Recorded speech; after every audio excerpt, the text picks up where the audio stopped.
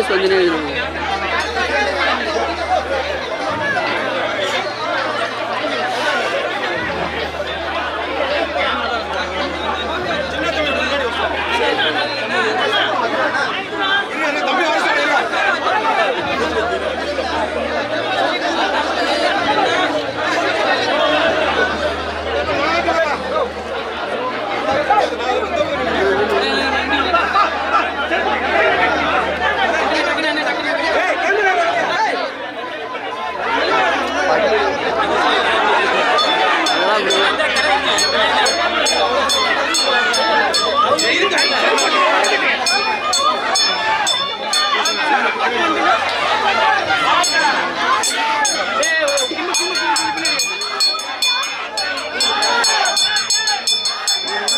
நீ கொஞ்சம் தலையை மட்டும் தெளிவாக விஷயம் நீ எடுக்கலாம் மேலே தூக்கி நான் எடுத்துனுக்கிற மாதிரி என்ன எதாவது கேட்குறாங்களா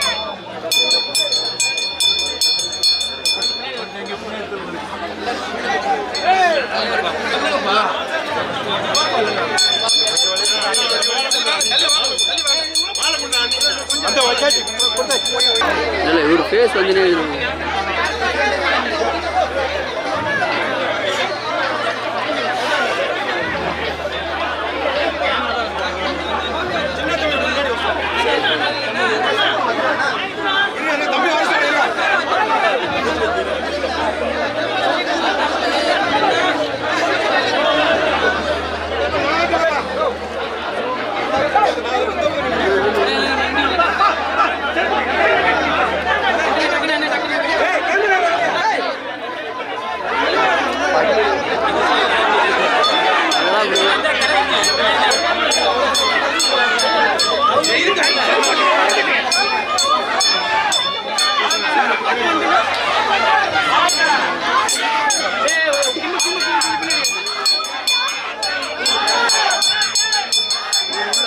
நீ கொஞ்சம் தலையை மட்டும்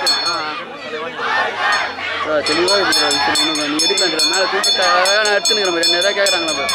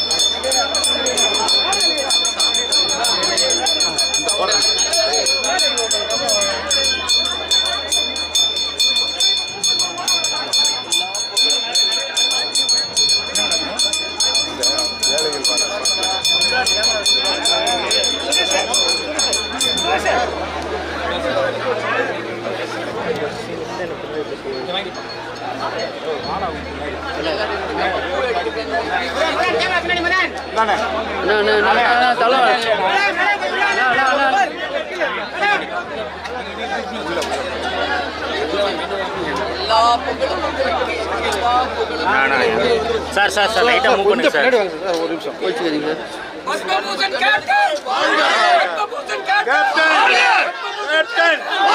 கேப்டன் புகழ் கேப்டன் புகழ்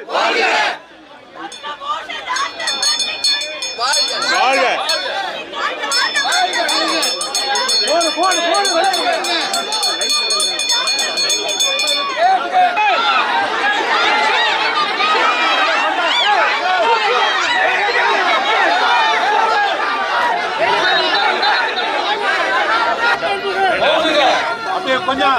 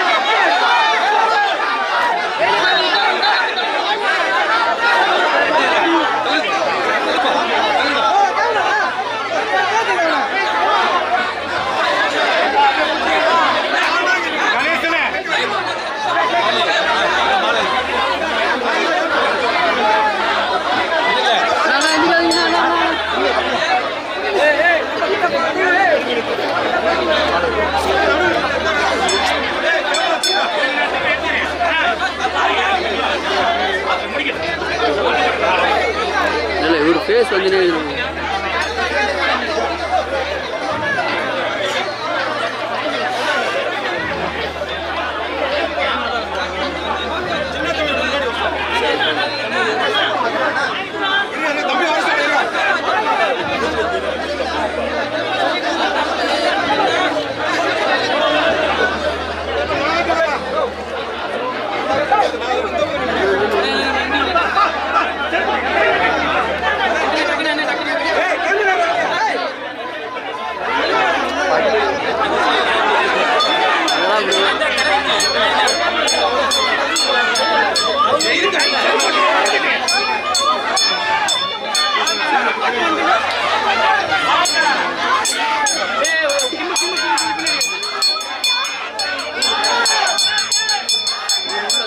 நீ கொஞ்சம் தலையை மட்டும்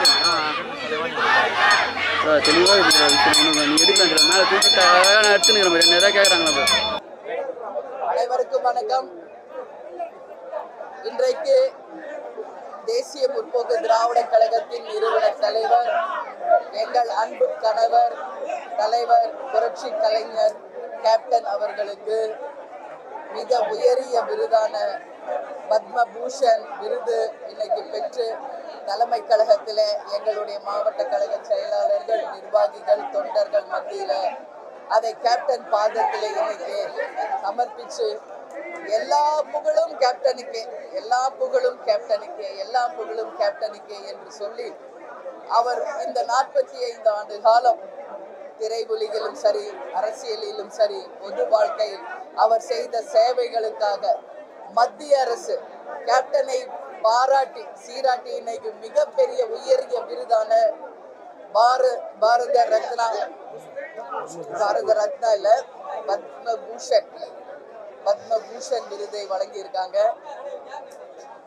இங்க எல்லாருக்குமே இன்றைக்கு தேமுதிக மாவட்ட செயலாளர்கள், நிர்வாகிகள், தொண்டர்கள் கேப்டன் மீது அன்பு வைத்த அனைத்து நல்ல உள்ளங்களுக்கும், அன்பு உள்ளங்களுக்கும், தமிழக மக்களுக்கும், உலகத்தில் வாழும் அனைத்து தமிழர்களுக்கும் கேப்டனின் விருதை நான் சமர்ப்பிக்கிறேன். கேப்டனின் விருதை நான் சமர்ப்பிக்கிறேன். கேப்டனின் விருதை நான் சமர்ப்பிக்கிறேன். ஏன்னா கேப்டன் யாருடைய தலைவர்? மக்கள் தலைவர், மக்களுக்காகவே வாழ்ந்தவர். அதனால அவருக்கு கிடைச்ச அந்த உயரிய விருதை தமிழக மக்களுக்கும், உலக தமிழர்களுக்கும், எங்கள் கழகத்தில் இருக்கின்ற அனைத்து மாவட்ட செயலர், நிர்வாகிகள், தொண்டர்களுக்கு, எங்கள் குடும்ப உறுப்பினருக்கு அதை நான் சமர்ப்பிக்கிறேன். ஏன்னா இந்த விருதை கேப்டனுக்கு வழங்கிய மத்திய அரசுக்கு தேசிய முற்போக்கு திராவிட கழகத்தின் சார்பாக என்னுடைய பணிவான நன்றிகளை, வணக்கங்களை இந்த நேரத்திலே நான் தெரிவித்துக் கொள்கிறேன். எனவே இந்த உயரிய விருதை கேப்டனுக்கு கிடைச்சிருக்கு. நீங்க எல்லாரும் நேற்று லைவ் டெலிகாஸ்ட்ல பார்த்துருக்கலாம். ராஷ்டிரபதி பவன்ல அங்க நான் அமர்ந்திருக்கும் ஒரு நொடியும் என் மனசுல கேப்டன் மட்டும்தான் இருந்தார், வேற யாரும் இல்லை. ஏன்னா அந்த இடத்தில் கேப்டன் இருந்து அந்த உயரிய விருதை வாங்கியிருந்தா அது ஒட்டுமொத்த கேப்டன் மீது அன்பு வைத்த நல்ல உள்ளங்களுக்கும், தமிழர்களுக்கும் கிடைச்ச மிகப்பெரிய ஒரு பெருமையா இருந்திருக்கும். ஆனா இன்னைக்கு கேப்டன் நம்ம கூட இல்லை. அதனால மிகப்பெரிய வலியோட தான் அந்த விருதை நான் வாங்கினேன். ஆனா பிரசிடென்ட் கிட்ட அந்த அவார்டை வாங்கின அடுத்த நிமிஷமே அதை நான் கேப்டனுக்கு சமர்ப்பித்து விட்டேன். அந்த ஸ்டேஜிலேயே அதை நான் கேப்டனுக்கு சமர்ப்பிச்சுட்டேன். அதனால நிச்சயமாக விண்ணுலகில் இருந்து தெய்வமாக நம்ம அத்தனை பேரையும் கேப்டன் ஆசீர்வதிச்சுட்டு இருக்காரு. இந்த புகழ், இந்த விருது எல்லாமே கேப்டனுக்கு தான், கேப்டனுக்கு தான், கேப்டனுக்கு தான். வேற எதுவுமே நான் சொல்றதுக்கு இல்லை. நீங்க வேற எதுவும் கேட்கணும்னா கேளுங்க. ரொம்ப மனசு கஷ்டம், என்னால அதை எக்ஸ்பிரஸ் பண்ண முடியாது. அந்த வலி என்னன்றது என் கூட அங்க அரங்கத்துல உட்கார்ந்து இருந்தவர்களுக்கும், தொலைக்காட்சியிலே பார்த்த மக்களுக்கும், கழகத்தினருக்கும் தான் அந்த வலி தெரியும். பத்திரிகை நண்பர்கள் நீங்களும் தான், எல்லாருமே அந்த வலியை நம்ம உணர்ந்திருக்கிறோம். இதே கேப்டன் அங்க இருந்திருந்தா கதர் வெட்டி கதர் சட்டை போட்டு நெத்தி நிறைய திருநூறு வச்சு தமிழர்களின் பண்பாட்டை அங்க நிலைநாட்டி அந்த பெருமைக்குரிய விருதை அவர் கையில வாங்கியிருந்தா அது ஒரு மிகப்பெரிய ஒரு வரமா இருந்திருக்கும். ஆனால் காலம் தாழ்ந்து கிடைத்தாலும் அந்த விருதை நாங்கள் தலைவணங்கி ஏற்றுக்கொள்கிறோம். அந்த விருதை வழங்கிய மத்திய அரசுக்கு மீண்டும் நன்றிகளை சொல்றேன். அது மட்டும் இல்லை, அதற்கு பிறகு நமது உள்துறை அமைச்சர் அமித்ஷா அவர்கள் வீட்டில் விருந்து கொடுத்தாங்க. விருது பெற்ற பிறகு மிகப்பெரிய அளவில் அனைத்து விருது பெற்றவர்களையும் அழைத்து சென்று ஒரு விருந்து கொடுத்தாங்க. அமித்ஷா அவர்களுக்கும் இந்த நேரத்தில் நன்றியை சொல்றேன். அப்புறம் அடுத்த நாள் ராஷ்டிரபதி பவன், அதே மாதிரி ஓல்ட் பிரைம் மினிஸ்டர் ஹவுஸ், அது மட்டும் இல்ல வார் மெமோரியல் அப்படின்னு ஒரு இடம் இருக்கு. அதாவது ஏற்கனவே போர்க்களத்திலே உயிர் நீத்த நமது வீரர்களுக்கு அந்த இடம் சமர்ப்பிக்கின்ற அந்த வார் மெமோரியல் ஹால், இது எல்லாமே விருது பெற்றவர்களை அழைத்து சென்று நேரடியாக காமிச்சாங்க. அதுல நாங்களும் கலந்து கொண்டோம். அந்த பெருமை மிக்க அந்த தருணத்தை நான் கேப்டனை தான் அந்த நிமிஷத்துல நான் நினைச்சுக்கிட்டேன். அதனால இன்னைக்கு அது முடித்து நேற்று மாலை டெல்லி தமிழ் சங்கம் மூலமாக கேப்டனுக்கு மிகப்பெரிய ஒரு பாராட்டு விழாவை செய்தார்கள். அதற்கு உறுதியாக தேமுதிக சார்பாக டெல்லி தமிழ் சங்கத்திற்கு எங்களுடைய நன்றிகளை நாங்கள் தெரிவித்துக் கொள்கிறோம். அதே மாதிரி அங்க அத்தனை பேரும் வந்தாங்க. கேப்டனுடைய பேரு புகழ் அத்தனையும் அவங்க பேசினாங்க. நான் ஒரு விஷயம் மட்டும் அவங்களுக்கு சொன்னேன், கேப்டன் விழான்னா எல்லாரும் வந்து சாப்பிடணும். அத்தனை பேருக்கும் உணவு அரேஞ்ச் பண்ணி அந்த விழாவுக்கு வந்து அத்தனை பேரும் உணவு அருந்தி எங்களுடன் புகைப்படம் எடுத்துக்கிட்டு தான் போனாங்க.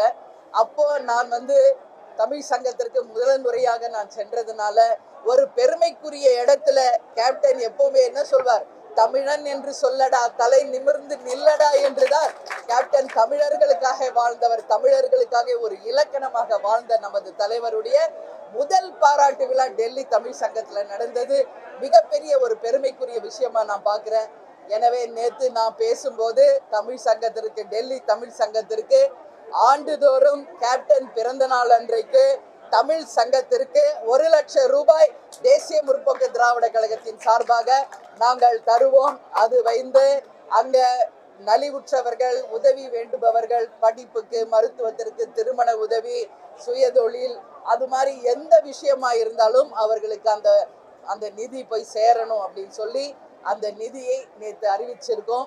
அதனால மக்கள் அந்த சங்கத்துல எல்லோருமே அதை வரவேற்றாங்க.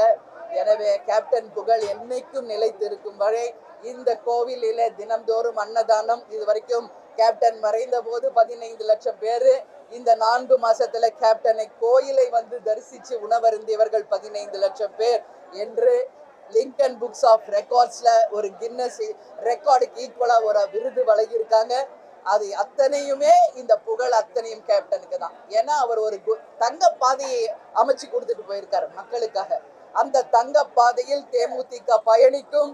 அவருடைய கனவையும் லட்சியத்தையும் இந்த நல்ல நாள்ல சொல்ற நிச்சயம் நாம் அடைவோம் என்பதை கேப்டன் மேல நாங்க வந்து உறுதியேற்று அந்த நல்ல நாள்ல நான் உறுதியாக அதை சொல்றேன்.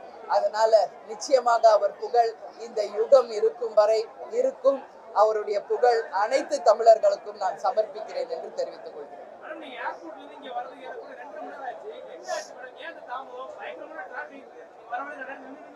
இல்ல, இன்னைக்கு வந்து கேப்டனுக்கு விருது பெற்ற உடனே இன்னைக்கு கேப்டன் கோவிலில அதை நம்ம சமர்ப்பிக்கிறோம்னு தமிழகம் முழுவதும் இருக்க எங்க மாவட்ட செயலாளர்கள், நிர்வாகிகள், முடிஞ்ச அளவு தொண்டர்கள் வந்து கலந்துகிட்டாங்க. ஏர்போர்ட் ஃபுல்லா வந்து இன்னைக்கு தேசிய முற்போக்கு திராவிட கழகத்தின் நிர்வாகிகளால் சூழப்பட்டிருந்தது. நாங்க ஏற்கனவே உரிய முறையில போலீஸ் கிட்ட பெர்மிஷன் கேட்டுதான் கேப்டனுக்காக அங்க விருது கொண்டு வருகிறோம் என்ற ஒரு வரவேற்பு என்று சொன்னோம்.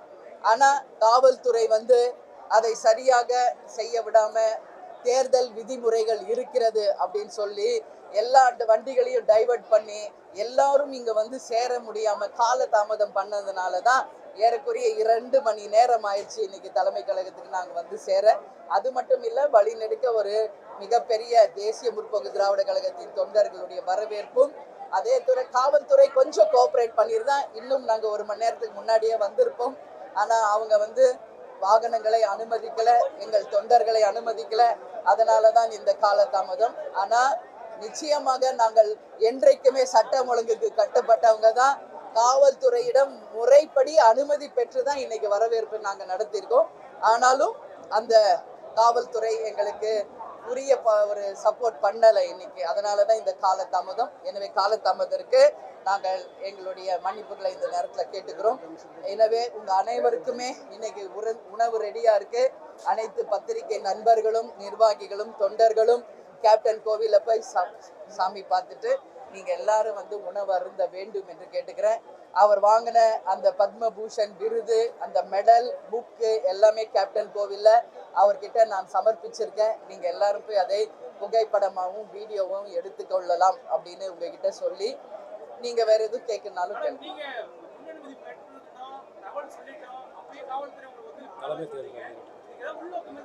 அதான் ஜூன் 4 வரைக்கும் தேர்தல்கள் மற்ற மாநிலங்கள்ல இருக்கிறதுனால, இந்த தேர்தல் விதிமுறைகள் இருக்கிறதுனால உங்களுக்கு வந்து நாங்க பெர்மிஷன் தர முடியாது அப்படின்னு சொன்னாங்க. ஆனாலும் எங்கள் தொண்டர்கள் வந்து எல்லா பக்கம் இருந்து வந்ததுனால அவங்க அமைதி ஊர்வலம் தான், என் வாகனத்துக்கு பின்னாடி அமைதியான முறையில தான் அவங்க ஊர்வலம் வந்தாங்க.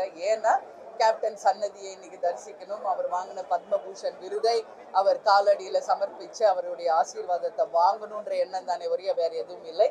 இருந்தாலும் காவல்துறை எங்களுக்கு அனுமதி மறுத்திருக்கிறது. பரவாயில்லை, அதனாலதான் இந்த காலதாமதம் வந்து கேப்டன்ட்ட இன்னைக்கு சமர்ப்பிச்சிட்டோம். நிச்சயமாக அவருடைய ஆசீர்வாதம் எல்லாருக்கும் கிடைக்கும்.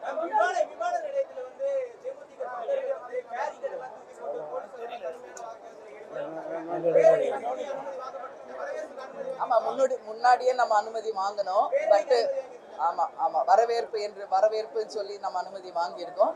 பட் ஹெவி கிரவுடு வரும்போது இந்த மாதிரி சில விஷயங்கள் நடக்கிறது சகஜம்தான்.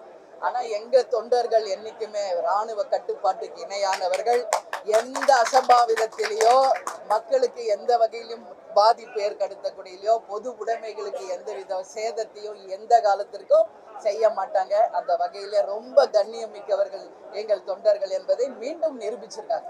ஒன்றும் இல்லை, எங்களுக்கு வாகனத்துக்கு அனுமதி கொடுங்கன்னு அவங்க போய் கேட்டாங்க, வேற எதுவும் கேட்கல. ஆனாலும் ஸ்லோவா கொஞ்சம் கொஞ்சமா விட்டாங்க. அப்புறம் ரொம்ப டைம் ஆகுதுன்னு நாங்க வந்துட்டோம். இன்னும் 200க்கு மேல வாகனங்கள் வந்துகிட்டு தான் இருக்கு.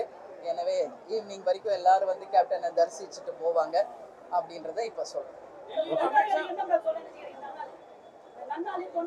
எங்க இந்த கேப்டனுக்கு கிடைச்ச இந்த புகழ் யாரால கிடைச்சது?